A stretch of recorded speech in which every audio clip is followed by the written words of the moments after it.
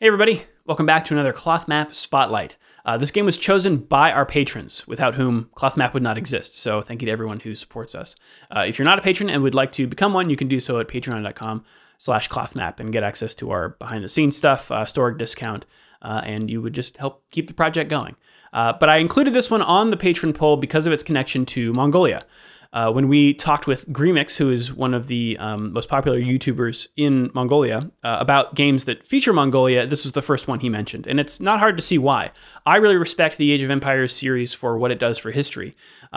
You can play as a ton of different civilizations, and when you click on the units, they speak in their own language. The single-player campaigns explore a lot of stories from history. There's an encyclopedia in the game, so it ticks a lot of boxes for me.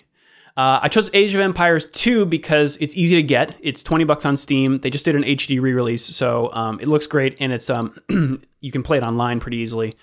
And it's just a great game. I highly recommend it, even if you're not a real-time strategy game player normally. Very accessible and easy to get into. So please enjoy this spotlight of real classic Age of Empires. All right, Age of Empires 2 HD, here we go. This game is from Ensemble Studios, which is a legendary legendary RTS game developer. They were bought by Microsoft in 2001 and were closed by the end of 2009 after they made Halo Wars, but they're responsible for the Age of Empires series and its spin-off Age of Mythology. They made 3 Age of Empires games, as well as Star Wars Galactic Battlegrounds, which I definitely remember playing. Yeah, Age of Empires 2 is a classic in the real-time strategy genre. I am not going to pretend like I'm an expert in this game. My brother and sister were actually more... I was like the StarCraft, Command & Conquer kind of guy, and they actually latched on to Age of Mythology, which came out after Age of Empires 2, but before Age of Empires 3. So what I do like about this game, though, I'm way into city building and resource gathering and management, things like that. So this is pretty heavy in that stuff. I would say more so than StarCraft and Command & Conquer. I'm a big Dawn of Discovery, Anno, those kinds of games. But this, of course, has a lot of combat in it as well. So, yeah, let's just jump right into it, shall we? So here we go. We got our Learn to Play tutorial over here, which is pretty good if you've never played an RTS game. I think this is a great game to just jump into. It's $20 on Steam, and as you'll see, even though this game came out in 1999, it still looks really good. I mean, this is the HD edition, but you know, the graphics I think are relatively unchanged. They just kind of made it work on modern computers. It's also got Steam Workshop support. I haven't jumped into any of that yet, but apparently there's a Doom mod, which sounds just crazy. Map editor, multiplayer, of course. Maybe we'll look at that later. And this cool tab, History, where you can go in here and explore stuff about different cultures here, such as the Mongols. Read all about them. How they invaded Japan in 1274. Spoilers for Ghost of Tsushima. And they've also got all kinds of information on the medieval times, warfare, weapons, defenses, and all that fun stuff. It's a nice touch, and it's one of the reasons I really like this game, is because they do focus so much on, you know, what makes the different civilizations that you can play as different. And I like that they, as you'll see in here, I'm just going to start up a map so I can kind of describe how this game works. But depending on your civilization, your people will speak in their local language, which is really cool. So as I mentioned, like a lot of other real-time strategy games, a lot of this game is about gathering resources. So you can see up here, wood, food, gold, and stone. And this is your population. So I currently have 4 people, but my my civilization here can support 5 people. So that's not a lot, but thankfully we can use our villagers here to build more houses that will support more people. So as you can see, this is something I really like about these style of games, that I guess not every game does this, but I really like the fact that my villagers have to actually physically cross the map. Like when they gather wood or gold or something, the number just doesn't tick up as soon as they, harvest it. They actually have to physically walk back and deposit it at the store pile. So I don't know. It's just something super nerdy that I really like. So I'm gonna set these guys to gather some wood for me. Villagers are multi-purpose. Like I could have this guy, stop cutting wood and go start harvesting gold, or I can have him go over here and harvest these sheep and get me some food. And they're not gonna like that. And this is where they would deposit it, in the town center. The town center is really your hub here, and you can see we got a bunch of options down here. The most important one of which is to advance an age. So I'm currently in the Dark Age up here, and I could advance to the Feudal Age. And if you read this, it'll say before you can advance, you must have any 2 Dark Age buildings: a lumber camp, mining camp, mill, dock, or barracks. And also I'll need 500 food. So one of the differentiating factors in Age of Empires from other RTSs is this sort of concept of advancing in ages. So you can see here in the Dark Age, I can really only build, as far as military guys go, I can really only build militia here. But if I was in the Feudal Age, I could build man-at-arms, spearmen, archers, skirmishers, scout cavalry, blah, blah, blah. And this kind of holds true for every civilization, but as you see here, not everyone has access to everything. So the Turks, for example, cannot build pikemen. So that's what kind of makes the civilizations different. You can also see here, cavalry archers fire 20% faster. You would expect that from the Mongols, I think. So just for demonstration's sake, I'm going to, let's see, where are my, barracks, here we go. Again, any villager can build any building, so that makes things easier. And you can actually click on your villagers and have them chip in to help. You'll see this bar fill up faster now that we've got 2 and now 3 villagers working on a building. I think a lot of what I find fun about these kinds of games is like, how do you divide up your villagers? How many will be harvesting trees? How many will be on gold? If you've got a farm, how many do you devote to that? How many people do you have just working on buildings? That kind of stuff. I like that. So you'll see here, again, we can only create this militia here. And if we had, were in other ages, you'd be able to see upgrades that we could build for our guys, which we will get into when we start a real game. That's not just an example here. So let's quit this one and start the campaign. So we go over to single player here. You can go to standard game, and that'll just give you a map with some enemies on it, like we just did. Or you can go to the campaign menu here. So this game is $20 on Steam and comes with Age of Kings and the Conquerors, but there are other DLCs here, which you can buy if you want. So these provide a little more of a story, I guess, to your conquests, and they give you more of an objective list than just crush your enemy, which makes things a little more fun. So I'm going to jump into the Genghis Khan, or as they say in Mongolia, Genghis Khan campaign here, and see what that's like. A wise and dangerous man named Temujin means to change all this. I like the fact that we're sitting in a gur right now. Very distinctive diamond-shaped walls. First, we need green pastures for our herds. I have not played this yet, so we will both be figuring this out together. How can nomadic horsemen in felt tents embark on a campaign of world conquest?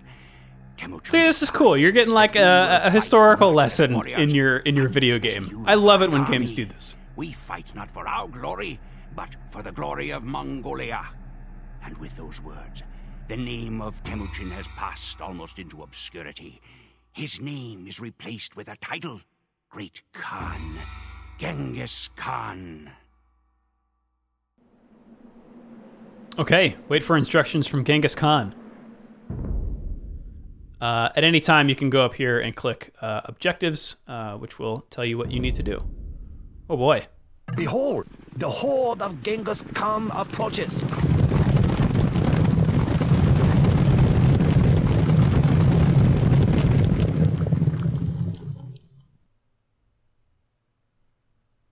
You men, you will visit each of the outlying tribes. You must convince as many as you can to join our glorious army. But beware the Karakitai, they are without honor. Okay, objectives have changed. Let's go over here. Ride forth to each of the Mongol tribes and convince them to join the Khan's army. Make an example of any tribes that openly war against you. Well, okay. So, looks like we've already got the other tribes uncovered here on our mini-map. So, let's just... Oh, this is cool. Okay, so definitely got some gurs here. Very distinctive. And then these things are... I'm going to get this wrong, but at the Nadam ceremony, they had a circle of these things kind of in the middle of the stadium at all times. And they were, I think they called them the 9 horsetails of Genghis Khan. So these are very significant. We will follow you if you can prove to us that you are favored by the gods. Bring to us a holy relic.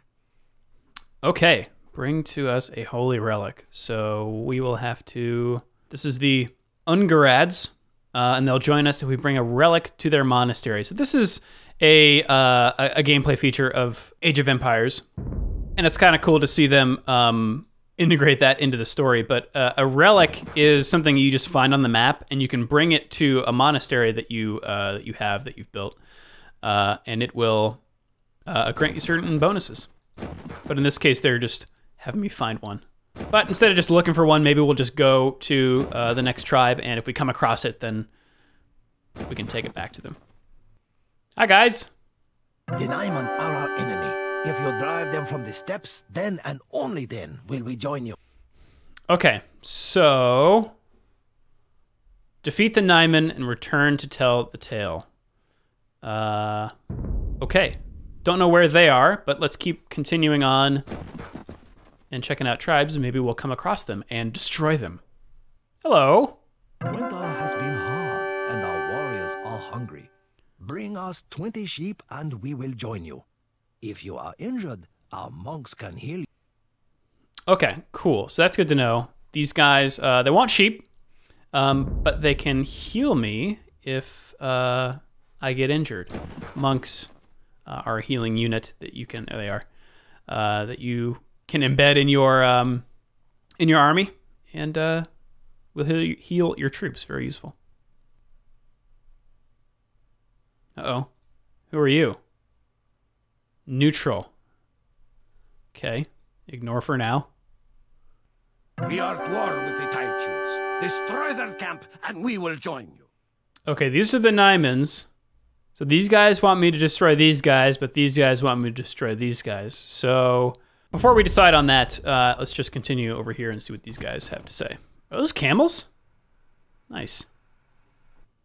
Sweet camels, guys. You must prove that our people will benefit from this alliance. There is a great wolf, Ornlu, whose pack has been attacking our flocks. Slay him, and we will join your horde. Okay, let's just review here. Bring these guys 20 sheep. Kill these guys. Kill these guys. Kill a wolf. Bring a relic to the monastery. So, I think what I'm going to do here is... Check this out. I'm going to send someone to every spot on the map just so... Nope. Stay. So I'll know what's up with everything. Oh no! Well, I found the wolves. Run, run, run, run. Uh-oh. Oh, that's bad. Okay. Well. No, no, no, you gotta keep running. Help. So the minimap's really useful because when I get a warning like that, I can go over here and just see what's flashing. Sheep found. Okay, cool. Great part about this game, you can command sheep. So I'll send them those 3 sheep that I found. Oh, there's more. Oh, boy. Oh, this is getting bad. All right, I'm gonna focus on one thing at a time and not spread myself so thin. First of all, let's get those sheep.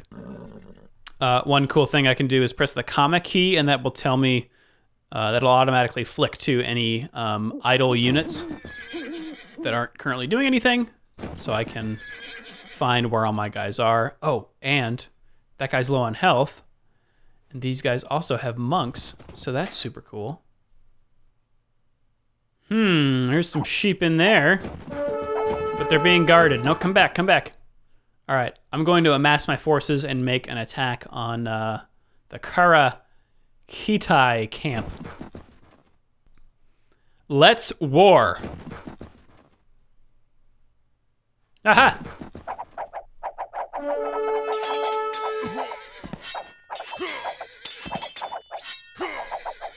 You are no match for Drubla Khan. Yeah, look at all these sheep. Oh, this is great. So you can double click to select all of one kind of unit. So I just did that, and now we're gonna deliver the sheep over here. Okay, 13 sheep so far.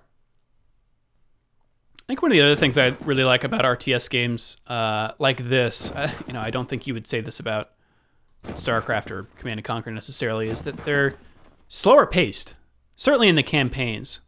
And I kind of like that. I like thinking about my decisions, you know, carefully considering the optimal way to do something, or the best way to divide resources, labor, that kind of thing. The Command & Conquer game that I always liked the most was Tiberian Sun, which is not a it's not a common opinion, I don't think. But I liked it because there were so many base defense options. You know, like I would just, as we say in RTS games, I would turtle. I'm a turtler. I turtle up. I like to turtle. To build my base, to just stay and not not send any scouts out, not try to fight anybody, just build up my defenses and come what may. That's my style. So I think it fits that I'm a fan of games with strong base building tools, at least. Even though this game certainly encourages combat. All right, here's some more sheep. Thank you, Great Khan. We will honor our word by providing you with these soldiers. Fantastic. Okay. Awesome. So I delivered enough sheep, and they gave me some archers and some monks. All right, perfect. I'm, again, going to stick together team, as we learned in Counter-Strike. And combine forces here. We're doing loyalty missions here. It's just like the Mass Effect 2 of RTSs. All right, more friends. All right, actually, I'm going to split these guys up because the monks are really slow, so, but I want them to be protected, so I'm going to stick these 4 guys with the monks and kind of have them follow. Actually, I could do that with this button. Follow that guy. So they won't be as fast necessarily, but I won't have to keep track of 2 different groups of forces. Okay, I have ranged over most of the map except for the northeast over here, and have not found the relic yet. So I'm gonna take my crew. I'm gonna see if I can kill those wolves.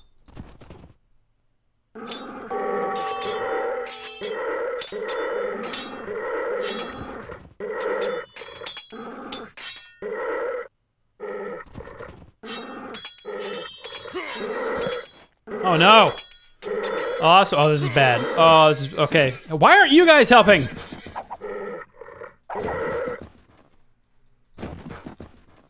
Yes, that is the pelt of the great wolf.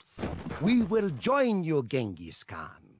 And to seal the agreement, we will give you the gift of flaming arrows. That sounds good. These my guys now? Yes. Sweet. Camels. All right. Let's continue northeast, everyone. Aha! There it is! The relic! Guarded by wolves. Okay, let's dispatch of all of you. So I doubt my monks will fare well against wolves. Okay, all right. Move out of the way, get a monk up here. Great. You sure you got that? Okay. I've got something for you. You have done well in bringing to us this artifact. We will ride with the great Khan. I'm pretty great. So now I have to destroy either the Taichiuds or the Naiman. These guys or these guys. You know, I ran into these guys first, but they appear to have fewer defenses, so sorry guys. All right, so I think what I have to do now is go up here to the diplomacy tab and mark them as enemies. Otherwise, I can't attack them. Hey, I'm back. Not for the reasons that you want, though.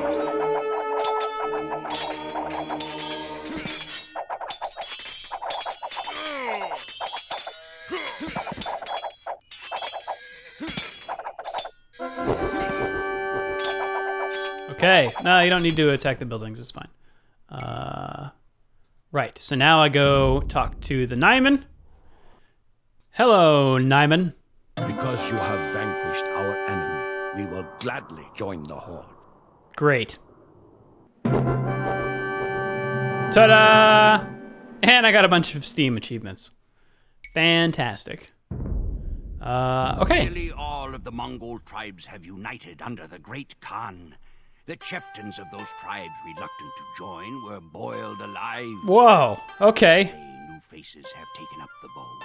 Unfamiliar hands hold the 9 bands of yak hair that has that's what it is. Standard. 9 bands of There are yak more hair. men So and this, horses gathered in the camp those than were I present in ever the knew Nadam existed. ceremony. You can see it in the Men in the leather video. cuirass and silk armor.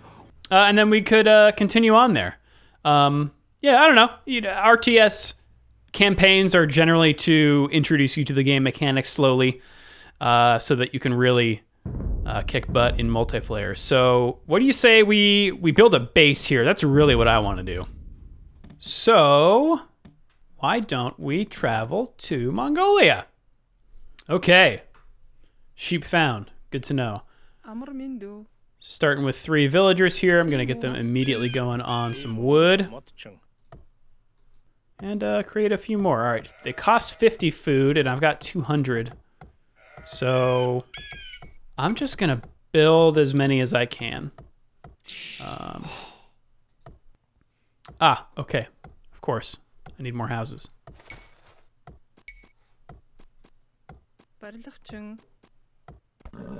So I've also got this scout cavalry here. I think there's only one other enemy on this map, so I'm going to just use him to go find them. And you know what? How about you just go all the way over here across the map. Don't get killed. Have fun. Okay, so now that I've got this house, my total cap here is now 10. It was 5, now it's 10. So I could build 10 units of any kind. A cool part about RTS games that I don't feel like I use enough is the gather points, and I like it when you can set the the default point for your villagers to be a resource. So whenever I create a new villager, they're automatically going to start harvesting wood. And of course, I can select somebody who's harvesting wood and have them do something else, like harvest these bushes over here for food. So like I said before, they harvest in real time. But what I can do is build a mill, which is like a food outpost. So instead of harvesting these bushes and having to walk all the way back over here, they just walk to here and then I get credit for it. So shorter trip. How's my scout doing? Aha! Looks like you found the enemy. So before they have any any military, I'm gonna scout out their base. Just do a little fact finding here. Another thing that my scout will be good at is finding out where the resources are. So I don't currently see any gold. Ooh, a relic. Good to know. I don't think my scout guy can pick it up, but if and when I get monks, I'll send them over. Just getting a lay of the land here so I know how to set up my base. All right, stone here, that's good. Ah, and there's some gold. Okay. So gold, food, stone, wood. I think we're pretty much set. So as I mentioned, I am a turtler. I like to just sit and hole up in my base and hope that no one attacks me. That has gotten me in trouble in the past, so I think what I'm going to do here is build a barracks as fast as I can and start pumping out military units just to protect me before I can get my my building defenses up off the ground. All right, my barracks is built. You can go back to harvesting wood, but I'm going to make some militia. So I've only got 2 slots left. I guess I'll make 2 for now, and then build some more houses. All right, so just like I built a mill over here, I can actually build a, what is it called? A lumber, something? Lumber camp. I can build a lumber camp right next to the wood so that they don't have to walk all the way over to my town center to deposit it. All right, so let's see, 500 food. It looks like I can, since I've built a lumber camp and a mill and a barracks, I could advance to Feudal Age, but I don't have 500 food. I've only got, looks like 330 up there, so I will keep harvesting food until I can do that. But I can research Loom, which makes my villagers harder to kill. I think that sounds good in case we get raided.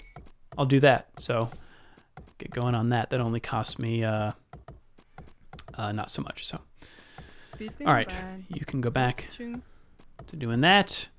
My militia, I'm gonna have you guys rally. You rally here.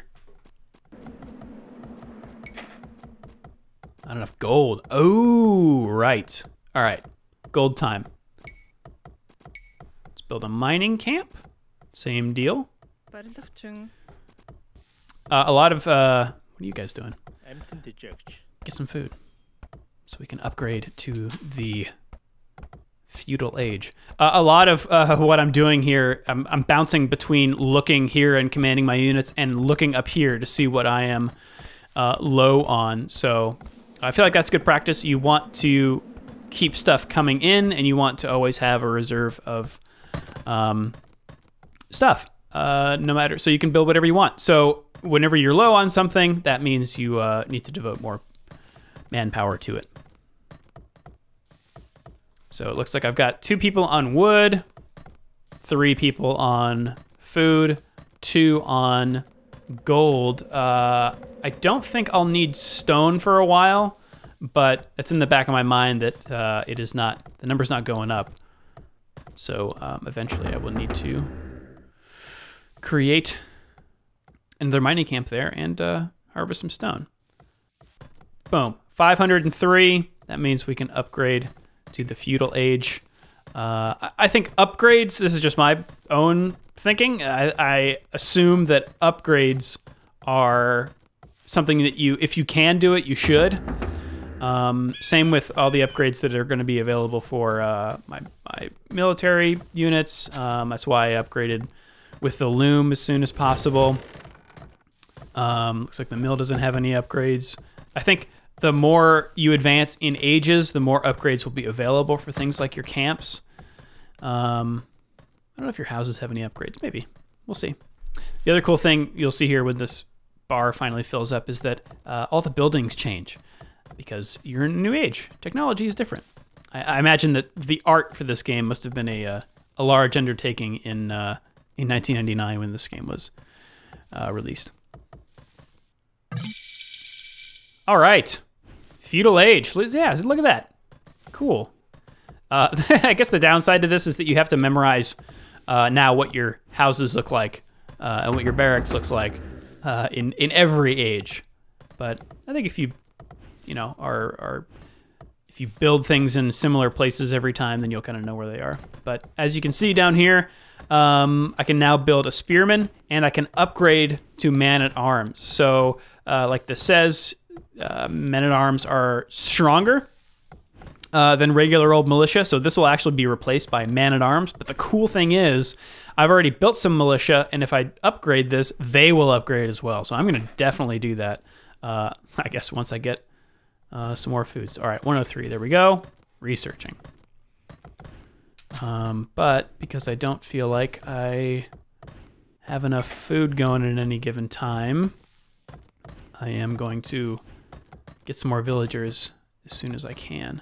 As you can see here, now we can research things like wheelbarrow and town watch, which will increase line of sight and make my workers move faster and carry more resources. So I love this stuff. This is all like incremental upgrades, maximizing efficiency, all that kind of stuff is just really, it speaks to, I guess, who I am as a person and what I like in my video games. So you can see here, my militia have now become man-at-arms. So they look different, they're stronger, and now we're better. We are a more formidable Mongol force. All right, I got 5 people working on food now, and 0 working on wood because we've got 600. So I could go over here. I could create some more spearmen, my first of my spearmen, and I think I'll do that. I don't like. You could get. I mean, you can see here, 45 hit points, 3 attack, 0 armor, 0 pierce armor, and a range of 0. And you could compare these, and I think a lot of people do. If I were really into this game, I'd probably make a spreadsheet, that kind of thing. But generally, what I like to do in these games is just try to have a good variety of fighting forces, so that I can be sure that I will, have a unit for every occasion, I guess, because some units are better against horses, for example.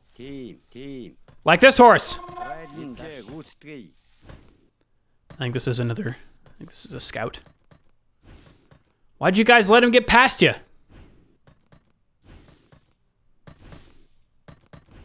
All right, he's fine. Stay here. Uh-oh. Okay. So these guys have harvested all of the bushes that were here, so I'm actually going to have them build some farms. Cool thing about farms is that you only need 1 person to harvest each farm. And you can actually use the mill to queue up farms so that when one farm runs out, it automatically reseeds the farm. And we got an upgrade here. Farms produce 75 foods, so they last longer before you must rebuild them. 75 more food. Okay, so once I've got 75 wood, which I'm going to need because I put all my workers on food duty. So maybe let's take a gold person and put him back at mining or wood cutting. And create some more villagers. But we're up at the population cap again, so we're actually going to need to create a house first. So this is this is why people have build lists, you know, optimal build orders. I tend to be more of a seat of the pants kind of a person. But again, that's why I like these games, because you're always juggling stuff, managing stuff. There you go. Good job, guys. Way to do your duty. If you want to get real granular with it, you can even set what kind of formation your guys are in. And you can have them guard, patrol, change their stance. A lot of micromanagement. I'm not nearly good enough at this game to to utilize those things, but they're there if you want it. Also, I have now more buildings that I can create. So I can build watchtowers now, which are towers that automatically attack enemy units, which is really cool. I can also do stone walls with gates and stuff, which is certainly my jam, because I love base defenses. But these are going to require stone, so I'm going to... I'm going to peel off... I got a lot of gold already. I'm going to peel this guy off. I'm going to have him create a mining camp and start working on the stone. There, see those farms were just harvested, and the mill automatically replanted them because I had already, you know, purchased farms in advance. So that's what happens if you don't do that. So these farms are now exhausted. So I can go over here and do that manually, but I'd much rather have it happen automatically. One cool touch is that the villagers will be carrying wood if they're working on wood, or they'll have a pickaxe if they are mining, or you know, a staff if they're tending to sheep, which is just, I think, a really cool way to let you know what they're doing, so you're never unsure of what your villager is tasked with. All right, so we're working on the Castle Age here. I must have 800 food, that's a lot, 200 gold, and 2 Feudal Age buildings, which are archery range, stable, blacksmith, or market. I have none of those, so I'm going to create some more villagers, because I'm going to need a lot of wood to create that stuff, so let's create those guys. And this is Mongolia after all, so I think a stable is in order, as well as an archery range. And just like military units, you can select idle villagers with the period button, so that's really helpful in making sure that you are maximized. All right, stable up and running. Let's get some... I don't need scout cavalry. I've already got one of those. I feel like that's enough. I'd rather wait until I can get some archers with swords, or archers with bows, or dudes with swords. So I'm going to go with the archery range here. Oh, I need 175. Who's going to drop off? Okay, there we go. Archery range, up and running. Yeah, let's create some archers. 25 wood, 45 gold. Yeah, I think that's good. Skirmisher, equipped with armor versus archer attacks. That's pretty good. Attack bonus versus archer. That's nice. So you can see there's a good trade-off here. You got your archer, you got your guy who's good against archers. So let's make, can we make 3? Yeah, let's make 3 archers. Also, because we have built a stable and an archery range, that means we can advance to the Castle Age, but actually, yeah, we have 800 food and 200 gold. So let's do it. Definitely gonna need some more people building stone once I reach the Castle Age, because I want a sick castle. All right, look at that. Cool new buildings.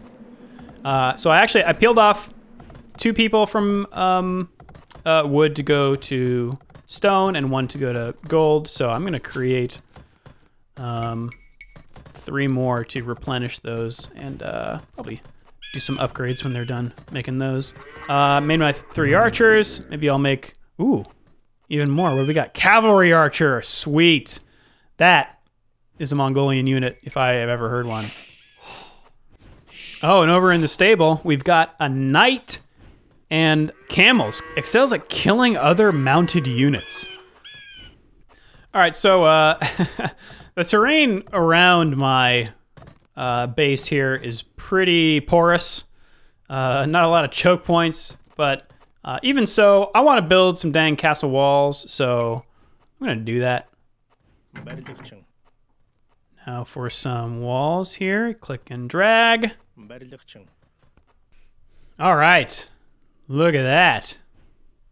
Now no one's getting through. Unless they go around this forest and come in through over here. All right. I mean, while this town is cool, it is not befitting my grandness, so I'm going to build a castle. How about that? Look at that. Look at that Castle Age Mongolian castle. That is awesome. Get all my upgrade on. Ha! No way. Archers fire faster with 100% accuracy. Research thumb ring. I didn't even know what that was until I used one in Mongolia. It's really hard to fire a bow using your thumb, but at least you have that piece of metal there. That's really cool. Totally researching that. How's the castle going, fellas? Oh, here we go. Boom! Look at that thing. Look at it firing arrows at this dude. Man, my castle's so cool.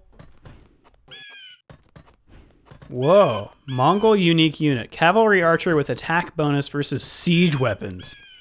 Yeah. Yes, please.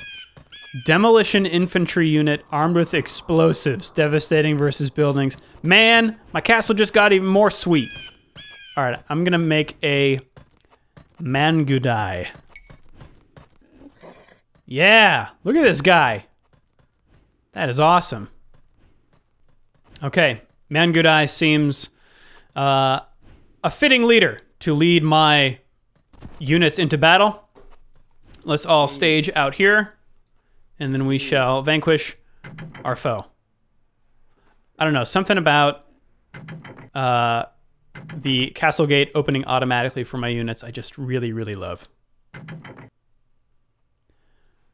Okay. This is how you do in RTS games. Select all. Attack. Ha! Doesn't even have any castle walls. I'm in your base. All right, I'm not going to attack his buildings just yet, but I am going to attack his workers. Uh-oh.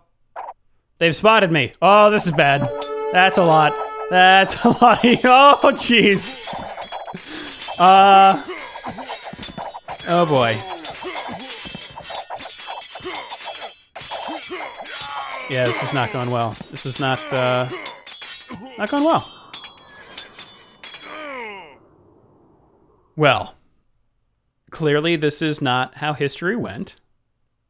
The Mongolians were not defeated in a tiny little battle like that. But I'll let it slide, Age of Empires, because I think you're a cool game. And I unlocked an achievement. First castle constructed. Very cool. Okay, let's see how I did here. Oh man. Yeah, I got crushed there. I got crushed there and there. Oh, but look at my society number, okay? Like, even though we lost, our society was still better. So I can take a little comfort in that. Collected the most stuff, even though I didn't use it wisely, I guess. Didn't explore very much of the map. Did more research. Bunch more villagers. Got a castle. And, okay, what is this telling me? That's, okay. So I got to the Feudal Age first, but took a much longer time to get to the Castle Age, whereas he was much better at that. Cool. All right. Well, what do you guys say we just... I don't know that we'll play an entire game here of multiplayer, but I did want to jump in here and just see what the community looked like, and it's still pretty vibrant. I think the HD re-release has a lot to do with this because, I mean, networking is one of the big things, the big benefits, I think, from an HD re-release. And this is actually not all of the ones because this is, I'd filtered it here, but look, that's a fair bit. That's good. I like that. But I only have the original game here.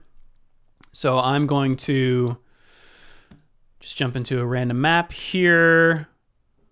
See what happens. Okay, I'm really scared. People on the internet playing this game have probably been playing it for 2 decades at this point. All right, you guys keep chopping. You, sir, will be my builder man. Get you on bush duty. Got to establish a good foundation here first. Okay, barracks costs 175 wood. So I will try to get that as fast as I can because I know I'm going to get army dudes in my base pretty soon. So a cool thing that you can do if you are about to be attacked is you can ring the town bell and everyone, all the villagers will rush inside your town center for protection. And then when the threat is gone, you can just click the bell again and they will all go back to whatever task they were doing. Okay, barracks up and running. Food and gold. All right, need more food. A sign of a good RTS player is to always be low on your resources because that means you are using them. Pretty low on food, so feeling good about that, but everything else, well, that'll come. Okay, somebody's already at the Feudal Age. I'm almost there. 100 more food to go. And then I can click that button. All right, 518 food, let's do this. Boom. Okay. So once they've exhausted this bush, I'll just go ahead and start creating farms. All right. Look at that. So I'm immediately going to go in here to my barracks and upgrade to man-at-arms. And take you guys, put you on wood. Dan advanced to the Castle Age? Oh, jeez. So the Blacksmith is a pretty good building to build because it can improve infantry, archers, cavalry, towers, town centers, castles, and Viking longboats. It's also required for Siege Workshop, which is can build some pretty scary units. Okay, here we go. I got my archery range and a blacksmith. 800 food, 200 gold. Let's castle.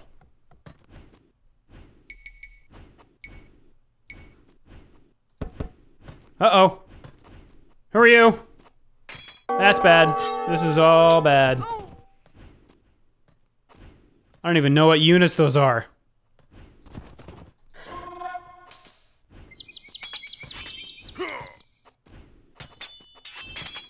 This is my entire army. I'm willing to bet that this is just a small piece of his.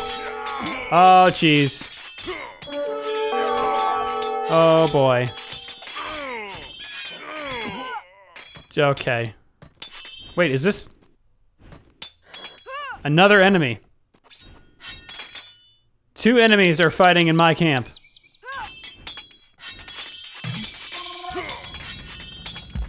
Don't worry, I've got a skirmisher. Oh boy. Okay, well, why didn't I ring the town bell? Ring the town bell, get everybody inside so they can start arrowing. Yes. Okay, yep, that's a siege weapon. As I mentioned, very scary. All right, this player knows what they're doing. They've come for my town center. And they're attacking it with the battering ram, which has really good defense against my arrows, so it's not gonna go well. Already on fire. God, my villagers are abandoning ship. Ah, that's it. Well, that's Age of Empires 2 HD for you. It is $20 on Steam if you too would like to be ravaged by the multiplayer community. But it's also, I don't know, I really like the game single player as well. I think that campaign could be pretty fun to go through, learn some history stuff along the way. Yeah, I love these kinds of games. And if you can learn a little something along the way, all the better. So thanks for joining me, and I'll catch you on the next Cloth Map Spotlight.